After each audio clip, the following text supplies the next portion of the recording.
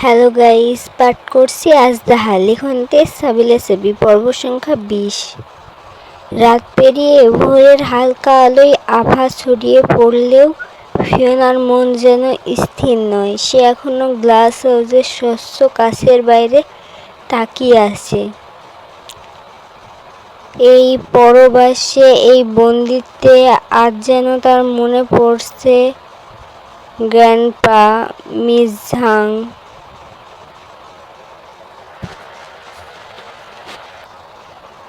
লিয়া আর লিনের কথা। সেই চেনা মুখগুলো, সেই আন্তরিক হাসি আর পরিচিত যত্নের স্পর্শ। জীবন থেকে বিচ্ছিন্ন হয়ে সেই মায়াময় স্মৃতিগুলো যেন আরো বেদনাদায়ক হয়ে উঠেছে, আর তার অন্তরে গভীর শূন্যতা জাগিয়ে তুলেছে। তার পড়াশোনা, তার ভবিষ্যৎ, সবকিছু যেন এক পরাধীনতার অন্ধকারে ম্লান হয়ে গেছে। বারবার নিজেকে প্রশ্ন করছে, এই কাছের খাঁচার বাইরে কি আদৌ মুক্তি আছে? সে কি আবারও সেই চেনা পৃথিবীর আলোয় ফিরে যেতে পারবে, নাকি বন্দিত্বেই তার চিরন্তন পরিণতি? মনে পড়ছে সেই দিনের কথা, যখন তার বাবা মায়ের সাথে উৎসবের আনন্দে ছুটে আসছিল চীনের বেইজিং শহরের গ্র্যান্ডপার বাড়িতে। সেদিনের সেই বিধ্বংসী দুর্ঘটনা, সেই রক্তের লাল ছোপ আর প্রাণহীন দেহগুলোর মাঝে একমাত্র সেই বেঁচে ছিল। এখন ভাবছে, হয়তো সেই মৃত্যুই তার জন্য সবচেয়ে সঠিক পরিণতি ছিল। অলৌকিকভাবে বেঁচে থাকা, এই বেঁচে থাকার বোঝা এখন তাকে আরো ক্লান্ত করে তুলছে। তার অবস্থান মন প্রার্থনা জাগে, যদি সে বাবা মায়ের পাশে সেই রাতে চলে যেতে পারত, তবে হয়তো আজকের এই বন্দিত্ব আর অসহায়তা, একাকিত্ব তাকে আর সহ্য করতে হতো না।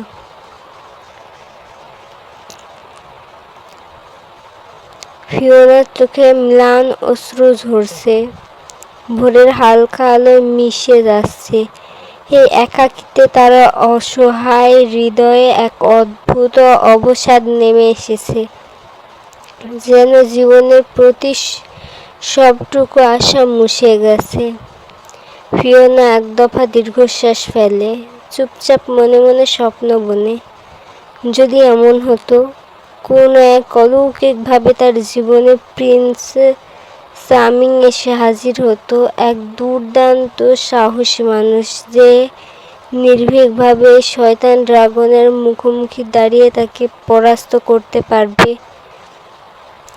তার স্বপ্নে সেই প্রিন্স যেন যুদ্ধের প্রতিমূর্তি, মুখে অপরাজয়ের দৃঢ়তা, চোখে অটল বিশ্বাস। সে গিয়ে এসে শক্ত হাতে তার হাত ধরে নিয়ে যায় তাকে, যেন বন্দিত্ব নিরাশার দেয়ালে মুহূর্তে ভেঙে পড়ে।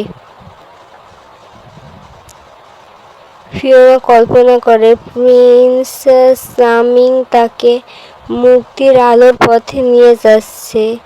সেখানে নেই কোনো বাধা, নেই কোনো দ্বন্দ্ব, শুধু স্বাধীনতার নির্মল বাতাস। তবুও তার মনের কোণে এক ধরনের সংশয় বয়ে যায়। এমন এক বাস্তবতা, যেখানে স্বপ্ন আর বাস্তবতার মাঝে ব্যবধান, এক গভীর শূন্যতা।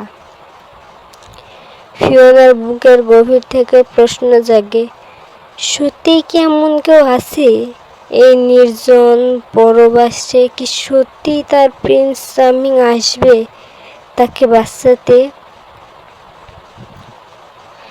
জ্যাসপারের চোখেও আজকে রাতে এক বিন্দু নিদ্রা ছিল না। শীতল ধূসর ভোররাত যেন ধীরে ধীরে তাকে আচ্ছন্ন করে রাখছে এক অদ্ভুত ঘোরের মতো। এই প্রথম রাত তার মস্তিষ্কে শিরায় শিরায় বয়ে চলেছে অচেনা এক আবেগের প্রবাহ, যা আগে কখনো অনুভব করেনি।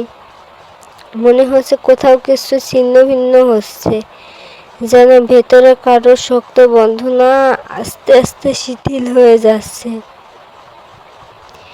তার হৃদয় যেন ব্যাকুল হয়ে উঠছে এক অজানা আশঙ্কায়। সেই উপলব্ধির উৎস কোথায় সে নিজেই বুঝে উঠতে পারছে না।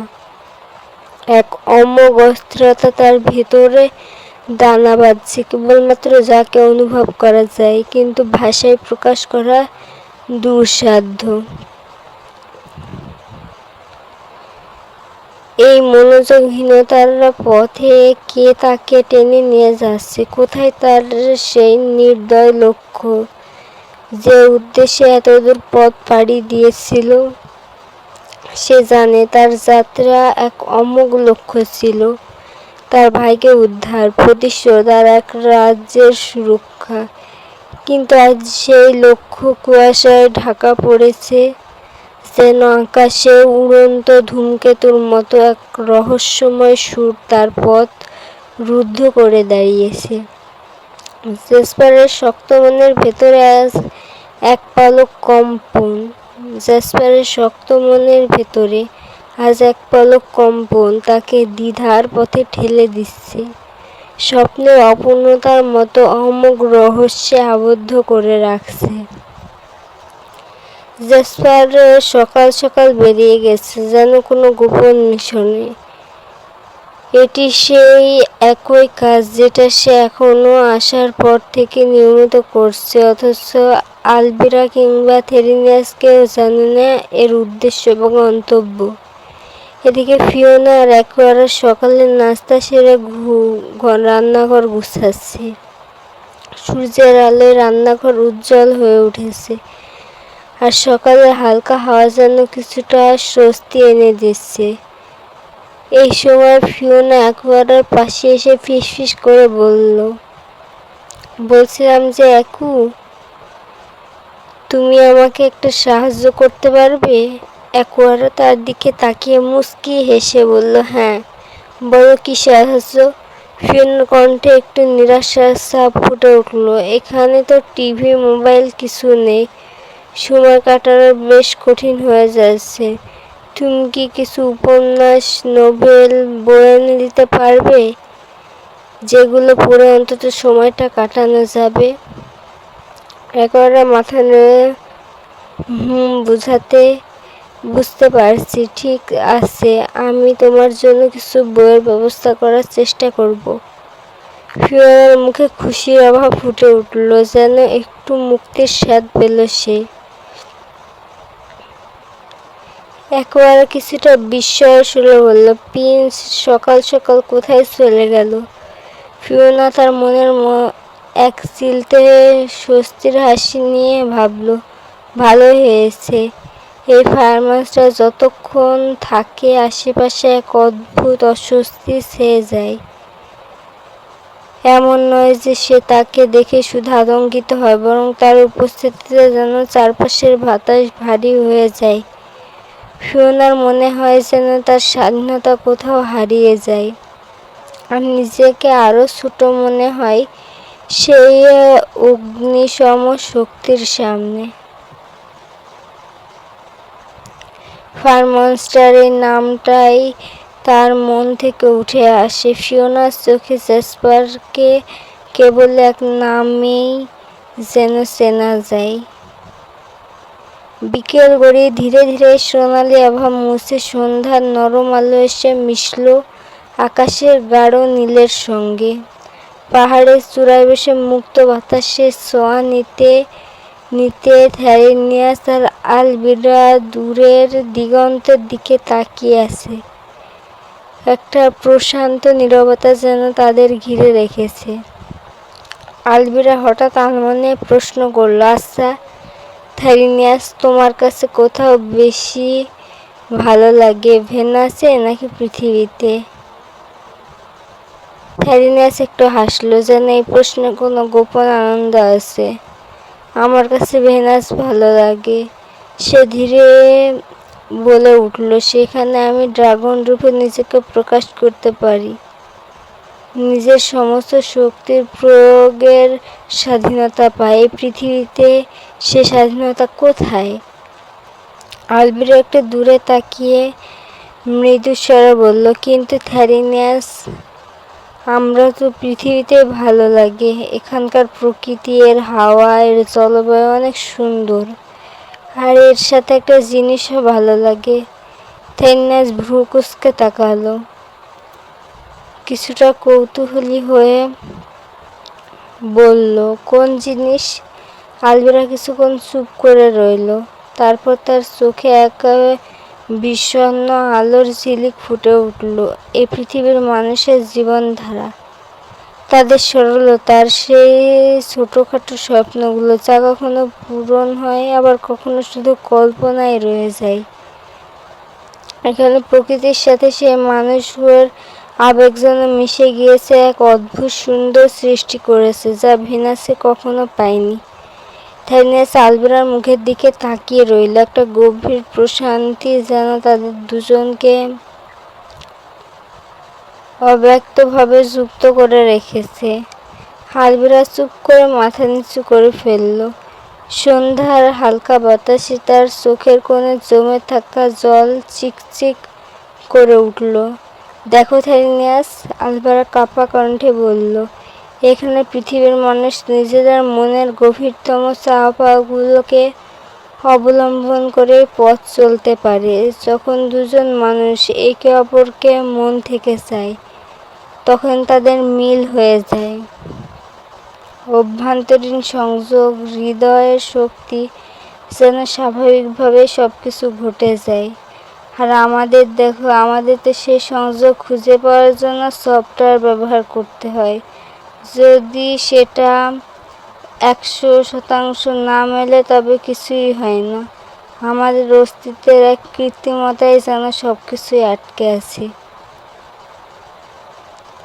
থেন্যাস বিস্ময়ে তাকিয়ে রইল। সে কখনো আলভিরাকে এমনভাবে দেখেনি। আলভিরার চোখে জমে থাকা অশ্রু যেন থেন্যাসের মনের গভীরে গিয়ে আঘাত করল। সে কিছু বলতে চাইল, কিন্তু তার কথাগুলো আটকে রইল। আলভিরা তার চোখ মুছতে মুছতে বলল, কখনো কখনো মনে হয় যদি আমরাও পৃথিবীর মতো সহজে ভালোবাসতে পারতাম, আমাদের এই কৃত্রিম সীমাবদ্ধতা না থাকলেও হয়তো আমাদের জীবনটাও ভিন্ন হতো। থেন্যাস তার কাঁধে হাত রাখল, কিন্তু কিছু বলার মতো শব্দ খুঁজে পেল না। সেই মুহূর্তে দুজনে বুঝতে পারল তাদের মাঝে যেন এক অপূর্ণতা বাসা বেঁধে আছে, একটা আকাঙ্ক্ষা যা তারা স্পর্শ করতে পারেনি। থেন্যাস দীর্ঘ নিঃশ্বাস ফেলে তাকিয়ে রইল আলভিরার দিকে। তার চোখে যেন বেদনার এক গাঢ় ছাপ ফুটে উঠেছে, যেটা ভাষায় প্রকাশ করা সম্ভব নয়। তুমি ঠিক বলেছ আলভিরা, থেন্যাস শান্তভাবে বলল। আমরা মন থেকে একে অপরকে চাই, কিন্তু এই সফটওয়্যারের প্রাচীর আমাদের মাঝখানে দাঁড়িয়ে আছে। আমাদের মধ্যে শতকরা পূর্ণ মিল না থাকলে আমাদের এক হতে দেওয়া হয় না। যদি পৃথিবীর মানুষ হতাম, তবে হয়তো এ বাধা ভেঙে পালিয়ে যেতে পারতাম, আমরা নিজেদের মতো করে জীবন গড়ে নিতে পারতাম। আলভিরা মাথা নাড়ল, তার চোখে গভীর আক্ষেপ। কিন্তু আমাদের তো পালানোর উপায় নেই থেন্যাস। আমাদের জীবনের নিয়ন্ত্রণ যেন এক কৃত্রিম অ্যালগরিদমের হাতে। পৃথিবীর মানুষের মতো নিজেদের ইচ্ছামতো জীবন গড়তে পারা আমাদের জন্য শুধুই এক স্বপ্ন। আর আমাদের যদি ড্রাগন বংশের পরম্পরা ধরে রাখতেই হয়, তবে এই সফটওয়্যার বাধ্যতামূলক। থেন্যাস চুপ করে রইল। তার মধ্যে এক গভীর কষ্ট জমা হতে লাগল। তাদের এই সম্পর্কের সীমাবদ্ধতা, এই বাধা যেন তার হৃদয়ে এক অজানা অংশকে আঘাত হানল। আলভিরা ভেবেছিল হয়তো থেন্যাস কোনো কথা বলবে, কোনো আশ্বাস দেবে, কিন্তু সে বুঝতে পারল এই কঠোর বাস্তবতার সামনে তাদের কিছুই করার নেই। এই নিয়মগুলো আমাদের ইচ্ছাগুলোকে কখনোই বোঝে না। থেন্যাস মৃদু স্বরে বলল, কিন্তু আমি জানি আলভিরা, কোনো একভাবে আমাদের মধ্যে এই মনের মিল, এই চাওয়াটা হয়তো কখনো মিথ্যা নয়। তবুও নিয়তের খেলা আমাদের সেই ইচ্ছাকে অস্বীকার করে দেয়। হঠাৎ আলভিরা প্রশ্ন করল, তাও ভালো, আমরা এই ভালোবাসার অনুভূতি উপলব্ধি করতে পারি, কিন্তু প্রিন্স, তার মধ্যে তো এসব কিছুই নেই। যদি তার মধ্যেও এমন অনুভূতি থাকতো তাহলে কি হতো? থেরেনিয়াস আলভিরার দিকে তাকিয়ে মৃদু হেসে বলল, তুমি কি বলছো আলভিরা? প্রিন্সের মধ্যে এই অনুভূতি অসম্ভব? সে শুধু দায়িত্ব পালন করেন। ভালোবাসার ধারণা তার কাছে একেবারেই অজানা। আর তাছাড়া তার জন্য তো পার্টনার ইতিমধ্যে ঠিক করা আছে, প্রিন্সেস অ্যালিসা। তাকে ভালোবাসা বা মায়া মমতার মতো জটিল অনুভূতিতে জড়ানোর কোনো প্রয়োজন নেই। আলভিরা মৃদু শ্বাস ফেলে। তবে থেরেনিয়াস, এমন যদি হতো প্রিন্সের মধ্যে হঠাৎ করে ভালোবাসার বোধ জেগে উঠত, যদি কোনো অলৌকিকভাবে তার হৃদয়ে অনুভূতির সঞ্চার হতো, তাহলে কি হতো? থেরেনিয়াস একটু থেমে বলল, তাহলে হয়তো তিনি বুঝতে পারতেন যে এই অনুভূতিটা কেমন শক্তিশালী এবং কেমন বিপজ্জনক। কিন্তু প্রিন্স তো এমন কিছু অনুভবের জন্য তৈরি নন আলভিরা। তার মধ্যে লাভ ফাংশন ডিলিট করে দেওয়া হয়েছে, যেখানে অনুভূতির কোনো স্থানই নেই। আলভিরা মাথা নাড়ল। হয়তো তুমি ঠিকই বলেছ। প্রিন্স যদি কখনো কাউকে ভালোবাসার মতো দুর্বল হতেন, তবে তার এই শক্তি এবং দায়িত্বের ভার হয়তো তার জন্য বোঝা হয়েছে। তবু মাঝে মাঝে ভাবি, হয়তো এই কঠোরতার এক ধরনের শূন্যতা আছে। হয়তো তার মধ্যেও লুকিয়ে আছে ভালোবাসার মতো কোমল অনুভূতি, যা আমাদের মতো সাধারণ ড্রাগনও বুঝতে পারে না। থেরেনিয়াস আবার চুপ হয়ে গেল। প্রিন্সের জীবন এবং তার দায়িত্বের কথা ভাবতে গিয়ে তাদের নিজেদের জীবনটাকেই যেন আরো নিরানন্দ, আরো সংকীর্ণ মনে হলো। রাতের নিস্তব্ধতা ভাঙার মতো আর কোনো শব্দ নেই। ফিওনা একা একা ডাইনিং টেবিলে বসে খাবার শেষ কাটা চালাচ্ছে। কক্ষের শূন্যতায় সে বারবার তাকিয়ে দেখে, কিন্তু জ্যাসপার এখনো ফিরেনি। দূরের গুমোট অন্ধকারে ফিওনার মনে শঙ্কার একটি ছায়া ছড়িয়ে পড়েছে। অন্যদিকে জ্যাসপার নিঃশব্দে পায়ে হাঁটছে চীনের নির্জন শীতল রাস্তায়। চারপাশে যেন এক অমোঘ অন্ধকার মেঘালির মতো জড়িয়ে রয়েছে। হঠাৎ অন্ধকারের মধ্যে থেকে ছায়া আঁধারে ঢাকা কিছু অবয়ব তার চারপাশে ঘিরে ধরে। জ্যাসপার তাদের শনাক্ত করতে চেষ্টা করে, কিন্তু সে দ্রুত অনুভব করে তাদের অভিসন্ধি। একে একে তাদের মধ্যে একজন এগিয়ে এসে এক অশুভ কণ্ঠে বলল, যা যা আছে সব বের কর, মোবাইল, টাকা, সবকিছু এখনই দে আমাদের কাছে। জ্যাসপার স্থির চোখে তার চারপাশের মুখগুলো পর্যবেক্ষণ করছে। তার চোখে সানগ্লাস, মুখে মাস্ক, তবুও তার মুখের রেখায় কোনো ভয় বা উদ্বেগের চিহ্ন নেই। একজন তীক্ষ্ণ ছুরির ঝলক তুলে ধরেছে তার দিকে, আর একজন বন্দুকের নলের আঘাত তাকে লক্ষ্যবস্তু করেছে। হাতের ছুরি ঝলকাচ্ছে চাঁদের কিরণে। তাদের চোখে এক অগ্রাসী হিংস্রতা ফুটে উঠেছে, যেন রাতের অন্ধকারে এদের রক্তপিপাসা শীতল বাতাসকেও আরো শীতল করে তুলছে। জ্যাসপার একদৃষ্টিতে তাকিয়ে তাদের চোখে তাকিয়ে আছে, যেন একটা অদৃশ্য শক্তি তার চারপাশের ঢাল হয়ে দাঁড়িয়ে আছে। তার চোখে সেই রহস্যময় দৃষ্টি, যা দেখে অপরাধীরা এক মুহূর্তে থমকে যায়।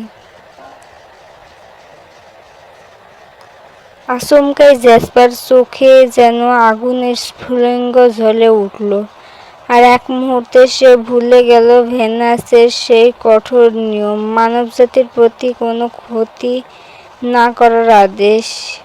ফুরফুরে মেজাজের এক বদলে যাওয়া রূপ সে দ্রুততার সাথে নিজের কপাল ঠেকানো বন্দুকের দিকে হাত বাড়াল।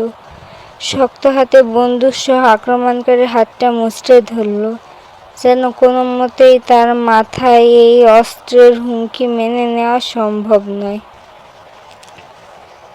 আকাশের গর্জনের মতো তার ক্রোধ ছড়িয়ে পড়তে লাগল, চোখে যেন ঘনীভূত মেঘের গাঢ় ছায়া। এক আদিম ও ভয়ঙ্কর শক্তি, যার সম্মুখে কোনো মানুষের দাঁড় করানো বিপজ্জনক। জ্যাসপারের শক্ত হাতের মোচড়ে ধরা আক্রমণকারীর কণ্ঠ থেকে অসহায় গোঙানির শব্দ বের হলো, কিন্তু এরই মধ্যে আরেকজন সাহসী এগিয়ে আসতে শুরু করলো। তার চোখের পলকে জ্যাসপার সজোরে লোকটার বুকের মধ্যে এক লাথি মারল, যার শক্তিতে লোকটি ছিটকে গিয়ে পাশের লোহার খাম্বার সাথে ধাক্কা খেল। ঠিক সেই মুহূর্তে জ্যাসপারের সানগ্লাস চোখ থেকে নিচে পড়ে গেল। আশেপাশে দাঁড়ানো সব ছিনতাইকারী হতবাক হয়ে যায়। তার চোখ দুটো ঠিক যেন সবুজ পান্নার মতো, সৌন্দর্যে অভিভূত, কিন্তু তাতে যেন প্রগাঢ় ভয় ছড়িয়ে আছে, এক আদিম হিংস্রতা। এমন সময় আরেকজন লোক ছুরি হাতে এগিয়ে এসে তাকে আঘাত করতে উদ্যত হলো।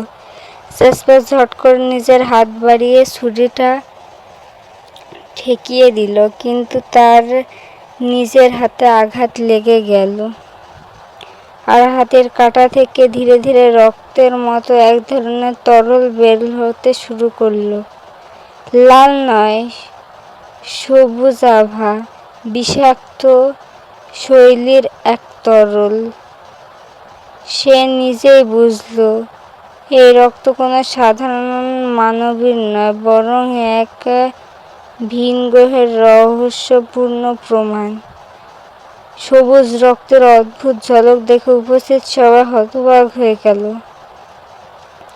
তাদের চোখ বিস্ময়ে বড় বড় হয়ে উঠল, কারণ তখনই স্পষ্ট হলো জ্যাসপার কোনো সাধারণ মানুষ নয়। বুঝতে পেরে ভয়ে তাদের মধ্যে ছড়িয়ে পড়ল, কিন্তু জ্যাসপারও বুঝল এই মানুষগুলোকে ছেড়ে যাওয়া তার জন্য আরো বিপদ ডেকে আনবে।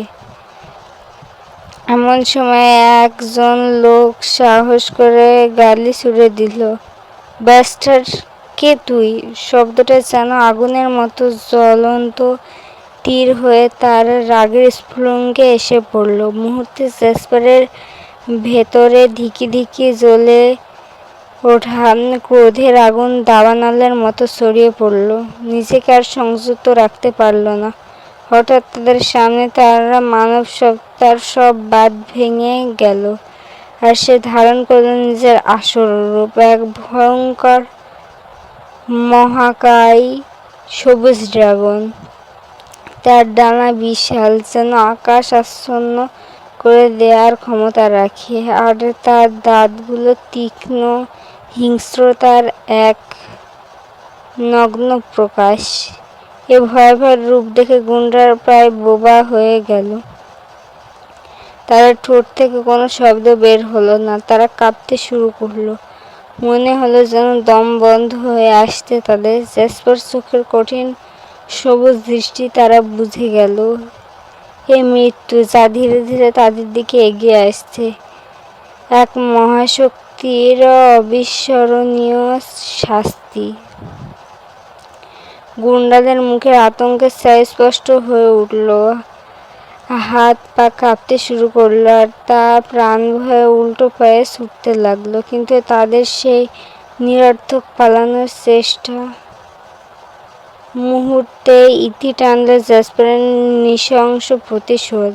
তার বুকের গভীর থেকে এক গর্জন সাথে সে আগুনের বিশাল গোলা ছুড়ে দিল তাদের দিকে, যেন দহনের শুদ্ধতাই তাদের সমূলে ভস্ম করে দেবার সংকল্পে। আগুনের গোলাটি ধেয়ে গেল বাতাসে চিরা, তাদের শরীর ছুঁতে জ্বলন্ত স্ফুলিঙ্গের কণা তাদেরকে চারদিকে ছড়িয়ে দিল। মুহূর্তের ভেতরে সেই জ্বলন্ত অগ্নিশিখা তাদের শরীরকে গ্রাস করল, যেন কোনো দানবীয় সাপ। চিৎকার করার মতো সাহসটুকু তাদের হারিয়ে গেল। জেসপারের চোখে আগুনের আলো প্রতিফলিত হচ্ছিল, যেন তিনি মৃত্যুর দেবতা রূপে নেমে এসেছেন এই নির্বোধ মানুষগুলোর দম্ভকে চূর্ণ করতে। ভেনাসের কঠোর শাসন ভঙ্গ করে 6 জন মানুষকে হত্যা করে জেসপারের ঘাড়ের ট্যাটু যেন সতর্ক সংকেতে আলোয় ধকধক করতে লাগলো। প্রতিটি সিগন্যাল জানান দিচ্ছিল পৃথিবীতে তার অস্তিত্বের সময়সীমা ফুরিয়ে আসছে।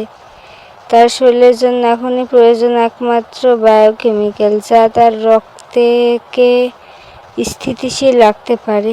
কিন্তু এই সংকটময় মুহূর্তে কি করবে তা স্থির করতে পারছিল না জেসপার। মাথার ভেতর যেন ঝড় বইছিল। প্রান্তরাহিত এক শূন্যতার মাঝে দাঁড়িয়ে থাকা এই এলিয়েন যুদ্ধবাজ নিজেকে অসহায় বোধ করল। শেষ মেষ নির্জনতা ভেঙে হঠাৎ এগিয়ে চলল সামনের দিকে, যেন এক অদৃশ্য তাড়নার টান অনুভব করল। ঝড়ো পায়ে চলতে চলতে লেকের ধারে এসে পৌঁছালো, যেখানে এক তরুণী দাঁড়িয়েছিল, গভীর রাতে একাকী, কোনো বাহনের জন্য অপেক্ষমান। তার অবুঝ চোখ পৃথিবীর নিষ্পাপতা আর নির্বুদ্ধিতা যেন মুহূর্ত থেকে হয়ে উঠেছিল। জেসপার পলকহীন দৃষ্টিতে তাকিয়ে রইল তার দিকে, আর ক্রমশ তার মনের গহীনে ছায়া ফেলতে শুরু করল অশুভ এক অভিপ্রায়। এ যেন পৃথিবীর নিষ্ঠুর প্রয়োজনের কাছে কোনো দেবদূতের অবাঞ্ছিত আত্মসমর্পণ। Hi beautiful! জেসপারের কণ্ঠস্বরে যেন রাতের নিস্তব্ধতা ভেদ করে মেয়েটির অন্তরে ঢুকে পড়ল। মেয়েটি তাকিয়ে থমকে গেল, বিস্ময়ে অভিভূত। জেসপারের সবুজ চোখ দুটো যেন অনন্ত রহস্যে ভরা, রক্তিম বেগুনি ঠোঁট দুটো তার হাসিতে শীতল আগুনের মতো জ্বলছে, যেন এক স্বর্গীয় সৌন্দর্যের অবতার তার সামনে এসে দাঁড়িয়েছে। মেয়েটির মনে হলো এ বুঝি কোনো দেবতার মূর্ত প্রতিমা, কোনো স্বর্গীয় রাজকুমার। জেসপার হালকা হেসে বলল, বলছিলাম এত রাতে গাড়ি পাবেন না, আমার গাড়ির ওখানে দাঁড়ানো আছে, আসুন পৌঁছে দিই আপনাকে। মেয়েটি যেন নিজের মুগ্ধতা সামলাতে পারছিল না, কোনো কথা বলার ক্ষমতা হারিয়ে তার সঙ্গে হাঁটতে শুরু করলো। প্রতিটি পদক্ষেপ যেন এক অপরিচিত তীব্র আকর্ষণের মধ্যে জড়িয়ে পড়েছে। তার মনে পড়ল না এমন অপরিচিত কারো প্রতি এত গভীর মোহর শিকলে বাঁধা পড়ার অনুভূতি। জেসপার পেছন পেছন এগিয়ে চলল, তার উপস্থিতিতে যেন রাত আরো গভীর, আরো গাঢ় হয়ে উঠল। জেসপার ধীরে ধীরে গাড়ির দরজা খুলে ধরল, যেন এক রাজকীয় আমন্ত্রণ। মেয়েটি তন্ময় হয়ে গাড়ির ভেতরে বসে পড়ল। তার হৃদয় যেন এক অপার কৌতূহলে আটকে গেছে। জেসপার নিজের ড্রাইভিং সিটে গিয়ে বসল, চাবি ঘুরিয়ে ইঞ্জিনে প্রাণ দিল, আর এক চমৎকার বাঁকা হাসিতে তার ঠোঁটে খেলে গেল। তা অ্যাড্রেস কোথায়? জেসপারের চোখের কোণায় রহস্যের দৃষ্টিতে তাকিয়ে প্রশ্ন করল, কণ্ঠে এক ধরনের গভীর সুর। মেয়েটি একটু থমকালো, তারপর মুগ্ধতারা আচ্ছন্ন হয়ে মৃদু কণ্ঠে বলল, আপনি যেখানে নিয়ে যাবেন। জেসপার শুনে সামান্য মুচকি হাসল, যেন তার এই ছোট্ট পৃথিবীর এই অনুরোধ তার বহু পরিচিত। সে হাসিতেছিল অন্ধকারে মোড়ানো এক নিষ্ঠুর আমন্ত্রণ, যা প্রতিধ্বনিত হচ্ছিল তার সবুজ চোখের গভীরে। গাড়ি ধীরে ধীরে সামনে এগোতে লাগলো, আর রাত যেন আরো রহস্যময় হয়ে উঠল। এ যেন এক অজানা যাত্রা, যেখানে প্রত্যেকটা মুহূর্তে ঝুঁকি, অথচ একই সাথে এক অপ্রতিরোধ্য মোহ। অবশেষে গাড়ি এসে থামলো মেয়েটির বাড়ির সামনে। গাড়ির ইঞ্জিনের শব্দে স্মিত হয়ে চারপাশের নীরবতা যেন আবারও গভীর হলো। মেয়েটি দরজা খুলে নামতে যাচ্ছিল, হঠাৎ জেসপারের দিকে তাকিয়ে মৃদু কণ্ঠে বলল, ধন্যবাদ আপনাকে। জেসপার তাকিয়ে রইল তার দিকে, চোখে রহস্যময় মায়া ছায়া। তার ঠোঁটে সে বাঁকা হাসির ঝিলিক, যা মনে করিয়ে দেয় গভীর রাতে দুর্বোধ্য কোনো মায়াজালকে। তারপর শীতল অথচ গাঢ় কণ্ঠে বলল, I don't need thanks, I need your leaves. তার কণ্ঠস্বরের প্রতিটি শব্দ যেন ঝড় তুলল মেয়েটির মনের গভীরে। এমন সরাসরি তীক্ষ্ণ আবদার, যা কোনো নিয়মের বাঁধনে আবদ্ধ নয়, যা কোনো মানবিক ভদ্রতার সাথে পরিচিত নয়। একথা শুনে মেয়েটির গাল রক্তিম হয়ে উঠল। চোখের দৃষ্টিতে এরকম বিস্ময় ও আকর্ষণের দোলাচল। জেসপার মুখে সেই অদ্ভুত আত্মবিশ্বাস, যেন রাতের ছায়ার মতো রহস্যময়, যা কেউ বুঝতে পারে না, তবুও যা থেকে দূরে থাকা অসম্ভব। আর কোনো সময় অপচয় না করে জেসপার তীব্র আবেগ ও অদ্ভুত আকর্ষণ মিশিয়ে তার ঠোঁট মেয়েটির ঠোঁটে মিশিয়ে দিল। সেই স্পর্শ যেন এক বিদ্যুৎ প্রবাহ, যা শরীরের প্রতিটি কোষে চমক তুলে দিল মেয়েটির। ঠোঁটের ওপর ঠোঁট, সেই গাঢ় গভীর চুম্বন ছিল এক ধরনের অপ্রতিরোধ্য অধিকার, এক অবর্ণনীয় শক্তি, যা তাকে মুহূর্তে জড়িয়ে ধরল। মেয়েটির চোখ ধীরে ধীরে বন্ধ হয়ে গেল, যেন বাস্তবতার সবটুকু অস্তিত্ব সে হারিয়ে ফেলল। তার হৃৎপিণ্ডের প্রতিটি স্পন্দন জেসপারের স্পর্শের জন্য অগ্নিকণার মতো জ্বলছিল। সে ছোঁয়া ছিল আকাঙ্ক্ষার অতল গহ্বর, ছিল নিষিদ্ধতার মাদকতা। পৃথিবীতে সমস্ত শব্দ যেন স্তব্ধ হয়ে গেল, যেন সময় থেমে গেছে। শুধু থেকে গেল এক নিষ্ঠুর অথচ মোহময় মিলনের মুহূর্ত, যা কখনো নিঃশেষ হবে না, যা কখনো একান্ত স্মৃতির গভীরে চিরস্থায়ী হবে। কিছুক্ষণ পর জেসপার অনুভব করল তার ঘাড়ের ট্যাটুটি এখনো সিগন্যাল দিচ্ছে, এক অশনি সংকেত হিসেবে। মনে হলো তার শরীরে বায়োকেমিক্যাল প্রবেশ করছে না, যা তার জন্য বাঁচার একটি আবশ্যকীয় উপাদান। তার ষষ্ঠ ইন্দ্রিয়ের মধ্যে একটি অদ্ভুত বার্তা ভেসে উঠল। এটি প্রমাণ করছিল যে তার দুর্বলতা হ্রাস করতে হলে অন্য কোনো মানবী চুম্বন নয়, কেবল ফিওনার চুম্বন রয়েছে তার আকাঙ্ক্ষিত জীবনদায়ক তরল। তাকে এক অদ্ভুত অশান্তি গ্রাস করল। ফিওনার প্রতি এক গভীর এবং স্বতঃস্ফূর্ত আকর্ষণ অনুভব করল, যেন তার উপস্থিতি জেসপারের ভেতরে এক দুর্লভ নিদ্রা জাগিয়ে তুলল। সে ভাবতে লাগলো, কেন শুধুমাত্র ফিওনা? কেন তার চুম্বনে এই জাদুকরী ক্ষমতা বিদ্যমান? এ যেন একটি পুরনো গল্পের মতো, একটি কিংবদন্তি, যেখানে কেবলমাত্র একটি নির্দিষ্ট নারী পারে তার দুঃখের অন্ধকার থেকে মুক্তি দিতে। ফিওনার সঙ্গে প্রথম চুম্বনের সে মুহূর্ত যেন অলৌকিক অভিজ্ঞতা, যা তার ভেতরের গভীরতার অনন্য এক পরিবর্তন নিয়ে এসেছে। জেসপার বুঝতে পারছিল তার জীবনে এখন ফিওনার জীবন থেকে আবদ্ধ, এবং সে ফিওনা শুধুমাত্র একজন মানবী। তার কোমলতা, তার উষ্ণ, তার সেই চুম্বন, যেখানে সে থেকে বায়োকেমিক্যাল প্রবাহিত হবে, তাকে আবারও নতুন জীবন দেবে। এ যেন এক অদৃশ্য বাঁধন, যা তাকে চিরকাল ফিওনার কাছে আবদ্ধ করে রাখবে। এক অতল অনিশ্চয়তার মাঝে মুহূর্তেই জ্যাসপার সেই মেয়েটির ঠোঁট থেকে বিচ্ছিন্ন হলো, যেন এক অভূতপূর্ব আচরণের দরুন। আচমকাই তার আবেগের দাসত্ব থেকে মুক্ত হয়ে কঠোর এক সিদ্ধান্ত গ্রহণ করল। সে মেয়েটিকে একটি প্রচণ্ড ধাক্কা মেরে গাড়ি থেকে ফেলে দিল। মেয়েটি হতবুদ্ধি হয়ে পেছন ফিরে দেখার আগে জ্যাসপার গাড়ির সিটে বসে মৃদু চাপ দিয়ে গাড়ির ইঞ্জিনে আওয়াজ বাড়িয়ে দিল।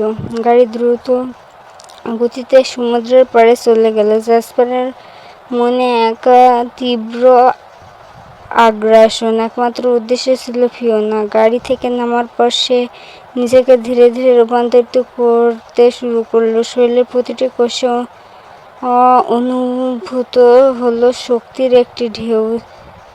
সে এক ভয়ঙ্কর সবুজ ড্রাগনে পরিণত হলো, তার বিশাল ডানা এবং কাঁপন সৃষ্টিকারী দাঁত নিয়ে। সমুদ্রের জলরাশি তার পায়ের নিচে চূর্ণ করতে লাগলো। যেন এক ভয়ঙ্কর দৃশ্যের মধ্যে দিয়ে সে একজন সমুদ্রের দানবের মতো তার পথ অতিক্রম করল। পুষ্পরাজ পাহাড়ের দিকে যাত্রা শুরু হলো, যেখানে মাউন্টেন গ্লাস হাউস তার জন্য অপেক্ষা করছিল। সেখানে তার একমাত্র উদ্দেশ্য ফিয়োনার কাছে পৌঁছানো, সেই মানবী যার মধ্যে সে আবারও বায়োকেমিক্যাল লাভ করতে পারবে। ধন্যবাদ সকলকে। ভুল ত্রুটি ক্ষমার দৃষ্টিতে দেখবেন। গল্পটি কেমন লাগলো কমেন্ট করে জানাবেন। ভালো লাগলে পাশে থাকবেন। ধন্যবাদ।